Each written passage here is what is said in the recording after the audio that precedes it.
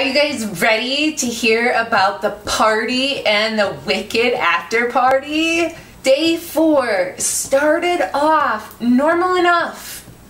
I had my candy, I had my anti-monkey butt powder in case I got the rash. Spoiler, I didn't. Since I was struggling with a relapse, I was given 5 days of steroids instead of the usual 3.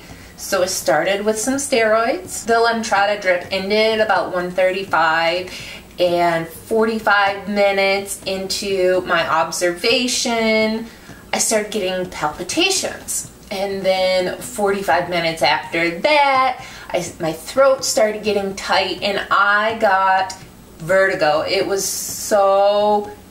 vertigo is awful. So they gave me Zofran and Toradol, and then 20 minutes later I followed it up with some Benadryl. It was terrifying. It was like someone flipped a switch and my body just stopped working. My right side was useless. It was so weak. My legs were so weak that I had 2 nurses help me walk to the bathroom so I could pee again. My body just shut down. I even had this slow, quiet cry going on because I felt terrible. But you know, I've always got to do things in style and go big or go home, so I took the ride to the after party in an ambulance. It was my first ever ambulance ride. I got to the hospital about 4:30 and they gave me more Benadryl and they gave me a breathing treatment and that didn't work, so they gave me IV Pepcid and some Vistaril and that didn't work. And at this point my blood pressure was like 143/83-ish, and that's really high for me. I remember the nurse came in and she was at a loss as to what to do. I mean, I had Zantac earlier in that day. I had steroids during Lemtrada. I had a breathing treatment and more Benadryl, and they gave me Pepcid. And that's pretty much the cocktail for allergic reactions. That's what they give you in the ER. And nothing was working. She threw a Hail Mary about 9 o'clock and she gave me some epinephrine and I was able to close my eyes and rest, but not before I had to use a bedpan. My first ever bedpan to go along with my first ever ambulance ride, and all that fluid I said that you guys are supposed to be drinking and that you pee a lot during your infusion. I had such a big pee in a little bedpan and it was so awkward and full. I hated it so much that I asked for them to wheel me to the bathroom moving forward. No more bedpans ever in my life.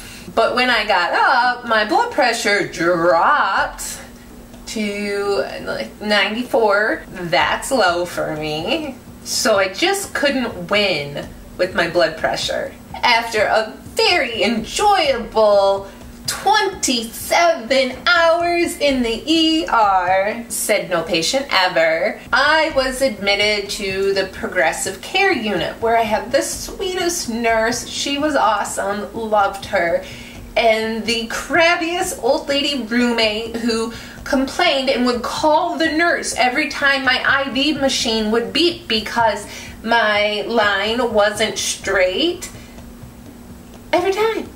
Something's going on in the room next to me. Can you make it stop? So they would come and check on me. I hear you're creating a ruckus over there. What's going on?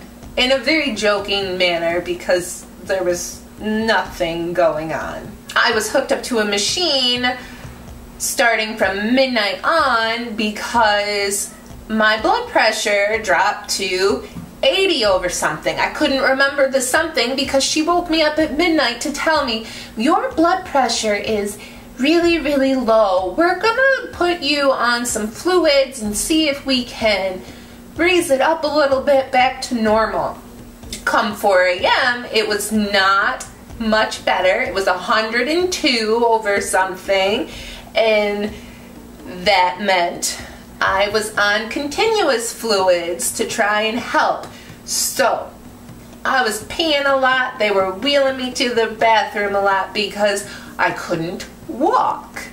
I was not allowed to walk, actually. I was at the hospital just shy of 48 hours. It was a very long time, but it was good that he kept me longer because you can have that secondary anaphylaxis, and I didn't want to. I knew I would be safer if it were to happen there in the hospital. That's how my day 4 ended. I have no idea why it happened. Maybe since it's rash day, mine just presented differently and I couldn't breathe.